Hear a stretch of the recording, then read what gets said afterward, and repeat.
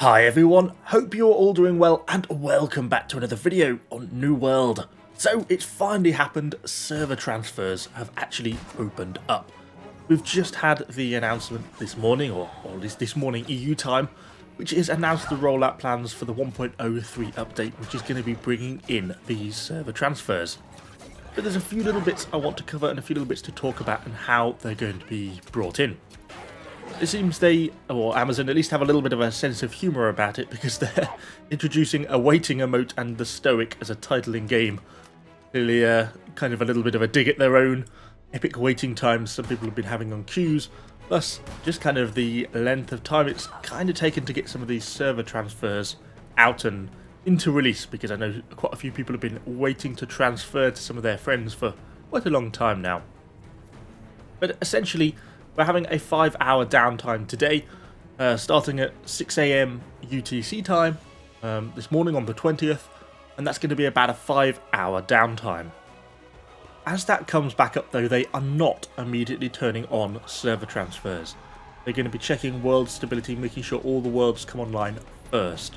And you've got to remember that last time on the 1.02 update, it actually didn't take 5 hours, it took 8, 9, 10 hours for the worlds to all come back online. After that, once all the worlds are online safely, they're going to be turning on character transfers just on Utopia in the Asia Pacific region. That's the only region that will get turned on initially. I think they just want to test it slowly, make sure they doesn't have any major issues before they go and roll it out to all of the servers. If that's fine, then they're going to open it up for the whole of the Asia Pacific region, and then they're going to be testing that for 8 hours. So essentially that means that if you're in EU, North America or South America, you're basically not going to be getting a server transfer today. It's going to be tomorrow, it's going to be Thursday realistically before this is going to be opening up for you. Then we move on a little bit to some of the requirements and a little bit how you go through this server transfer stuff. They then do go on to talk about how this transfer is going to happen. You are going to have to log into the server to be able to do this. You're then going to have to basically go to the store tab and you're going to be able to claim your character transfer token. You will need to leave the company and remove any active sort of sell orders or buy orders. Anything on the market basically has to go, and then you need to be in a settlement. But then you can go through the world transfer.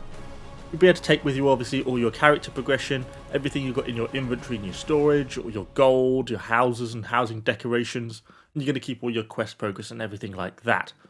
But you obviously can't take your company membership with you. But I think essentially is how it's going to work is that you can move your companies when everyone leaves the company. So when the last person leaves the company will effectively sort of close down, and that company name will then become available again a few seconds later. So you can sort of manually transfer it in that sense. So if you're moving your whole company from world to world, that's how you're going to be sort of doing that. Obviously, you'd transfer all the gold out of the company if there's any, gold in the company account, and you're not going to be taking owned territory with you. So if you own a piece of land in a set world, you're not going to be taking that with you over to the new world. And finally, they do go on to say that if they consider that more server transfers are going to be needed in the future, if they think that balance is continuing to be a problem, they may give out another wave of these free transfers. But they then just do put in this little message at the end that says they will make server transfers available for purchase in the store, but they're going to give notice ahead of time when tokens are changing to a paid service. Perhaps not that surprising. Server transfers are normally a paid service on most games. Hopefully we get probably another wave, in another month's time or something, just to make sure everyone is sort of in the right place for anyone who missed it. But beyond that, I don't really have a massive problem with server transfers being a paid service, as long as it's not ridiculously priced. We then go on, they've actually had a sort of a few range of general fixes and bug fixes. Generally, there's not huge changes, but there are a few interesting ones. So, for example, reverted a chest/loot change from the update 1.0.2 that was causing too many refining reagents to roll from chests. Well, if you go on the market and look at refining reagents at the moment, at least in my server, most of the stuff is basically 0.01 gold. bottom price because there's just so much stuff of it flooding the market. It's basically saturated the market. I think as we see this start to slow down, I think we may see prices start to creep back up again.